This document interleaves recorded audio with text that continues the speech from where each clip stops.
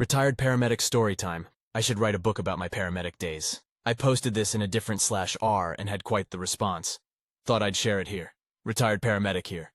Had a call on a very desolate stretch of road for a car sitting in the middle of the road covered in blood. Of course it has to happen at 2 a.m., just like every horror story. We arrive on scene and find a new Camaro sitting in the middle of the road that had obviously been in. Problem is, there is absolutely nothing else around the car. No persons, no other vehicles, nothing. Part of my job then was a tactical paramedic for our sheriff's department. Sounds all exciting and high speed, low drag. Nope. Not as a medic. I got paid to wait for stuff to happen and sit in the rear with the gear. This being said, my paramedic partner and I both had pistols in the ambulance. As we start approaching the Camaro, my partner is shining a light around when he says really low, hushed and rushed, "Back, back, back, back, now, now, now." He says, "I shine my light in the car and there is intestines wrapped around the gear shifter and a lung in the back seat." So, we kind of freak out, call dispatch, let them know what's happening, and we are in the process of getting out of there till the cops show up when we see a figure appear walking down the road towards us. As he gets closer, we see he's covered in blood and gore.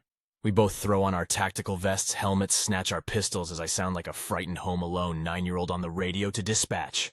We approach and start screaming at him to get on the ground, which he does. After everyone's heart rate is below 200 BPM, we start talking and figure out what happened.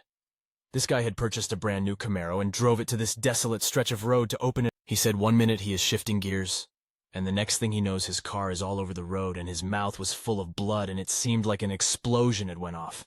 I start looking his injuries over and can't really see anything major and ask him about the passenger in his car. He says, "What passenger?" My partner says, "There's a lung in your back seat." Dude goes straight into mental overload and can't come up with anything, so I'm thinking he's hurt. "Get him in the ambulance. Police are 5 minutes away. We potentially have another victim out there. I have to go look by myself." I walk through the crash scene, look in the car, and sure enough, intestines wrapped around the gear shifter, lung in the back seat, looks like parts of a liver. Looks like a hand grenade went off inside the car. I walk around the other side of the car and see a faint blood smear stain on the road. Walk to it, see something else further down the road, so I keep walking towards it.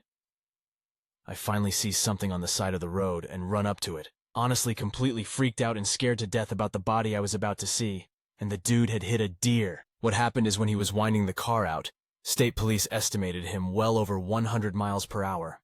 A deer jumped into his car's pathway and hit the top corner of the windshield with its stomach. When the windshield crashed, it created a negative vacuum in the car, sucking almost all of the deer's organs out and into his car and all over him. I had the fire department decontaminate him, wrapped him in some blankets, and for many, many years after my wonderful 911 dispatchers happily played the recording for anyone who wished to hear it.